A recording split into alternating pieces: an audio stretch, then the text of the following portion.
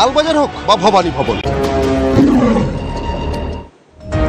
অবশেষে ধরা পড়ল ময়ূরপিঠের বাঘ, খাঁচাবন্দি করা গেল রয়্যাল বেঙ্গল টাইগারকে।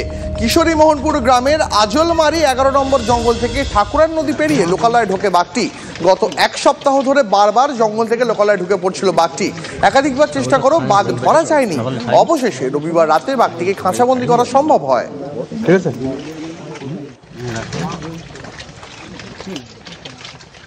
এখন রয়েছি বাঘের ডেরায়।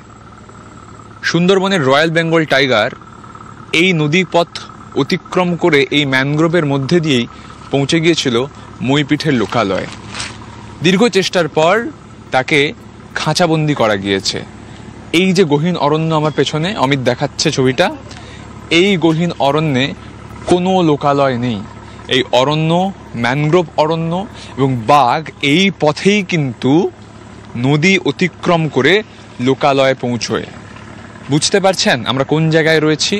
এই ময়ূরপিঠের বাঘ, যে বাঘ খাঁচাবন্দি হয়েছে, সে কিন্তু এই পথেই লোকালয়ে গিয়েছিল। কেন বারবার বাঘ লোকালয়ে যাচ্ছে এই নিয়ে বিশেষজ্ঞরা বলছেন যে বাঘ নদীর ওপার থেকে ভাবছে এটা অরণ্য, তাই নদীর এপারে চলে আসছে।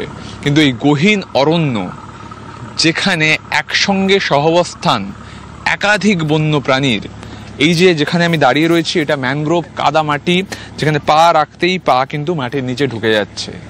এই পথ দিয়েই কিন্তু সাঁতরে বাঘ এই ম্যানগ্রোভ অরণ্যে উঠে তারপর পৌঁছে যায় লোকালয়ে।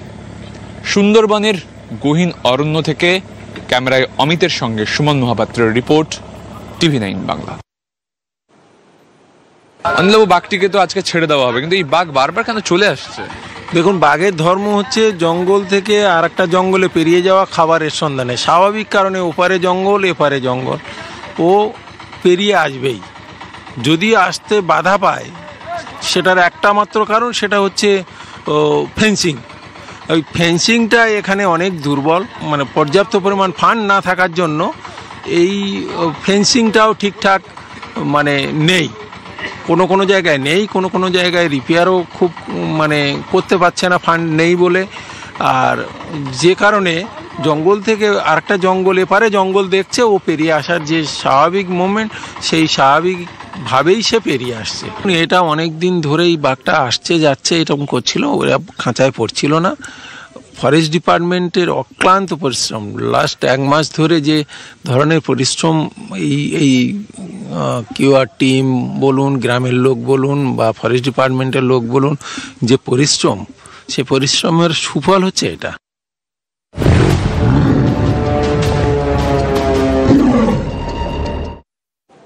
কুলতলির বাঘকে খাঁচাবন্দি করা গেল নয়া বিপত্তি বেলপাহাড়িতে। বেলপাহাড়ির জঙ্গলে এবার দেখা মিলল বাঘের, অন্তত এমনটাই দাবি স্থানীয় যুবকদের। তাদের দাবিতে ব্যাপক চাঞ্চল্য তৈরি হচ্ছে। বাঁশপাহাড়ির ছুরিমারা সিআরপিএফ ক্যাম্পের কাছে মুনিয়াটি জঙ্গলে বাঘের হদিশ। জঙ্গলে বাঘ দেখতে পেয়েছেন এমনটাই দাবি স্থানীয় একদল যুবকের।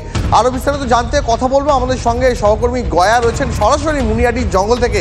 গয়া, এখনো পর্যন্ত বাঘ যে রয়েছে তার কোনো স্পষ্ট ইঙ্গিত কি বন দপ্তর পেয়েছে?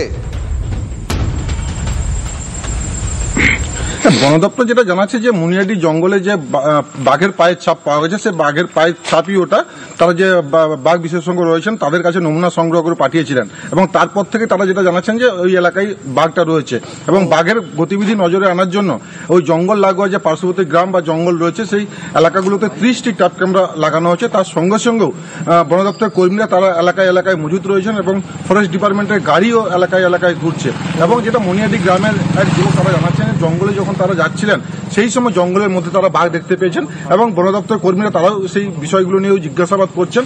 তারপরে ওই যেহেতু এই বাঘের গলায় কোনো রেডিও কলার নেই, তাই বাঘকে গতিবিধি নজরে আনার জন্য বিভিন্ন জায়গায় তারা টহল যেরকম দিচ্ছেন, এবং তার সঙ্গে সঙ্গে ধরার জন্য বা সেই বাঘকে তাড়িয়ে জঙ্গলের দিকে আবার ফিরিয়ে দেওয়ার জন্য এখনো পর্যন্ত বন দপ্তরের কর্মীরা কি ব্যবস্থা গ্রহণ করেছেন? জঙ্গলের মধ্যে বিভিন্ন জায়গায় 30টি ট্র্যাপ ক্যামেরা বসানো হয়েছে এবং যেটা আমরা জানতে পারছি বন দপ্তর সূত্রে খবর মারফত যে সুন্দরবন থেকে একটা বিশেষ দল আসছে, তারা এসে এই বাঘের গতিবিধির উপর নজর রাখবে এবং তবে বাঘ ধরার জন্য আবার খাঁচা এবং গরু মোষ দিয়ে টোপ দিয়ে জঙ্গলের মধ্যে রাখা হবে এবং তারা এসে এই পুরো বিষয়টা তারা বাঘটাকে ধরার জন্য পরিকল্পনা করবেন।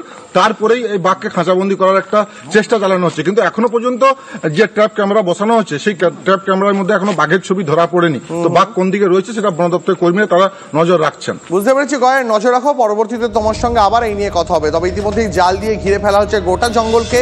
বাঘ ধরার জন্য সুন্দরবন থেকে আনা হয়েছে বিশেষজ্ঞ দলও। জঙ্গল লাগোয়া এলাকায় মোতায়েন রয়েছেন বন দপ্তরের কর্মীরা, যেমনটা আমাদের সহকর্মী গয়া জানাচ্ছিল।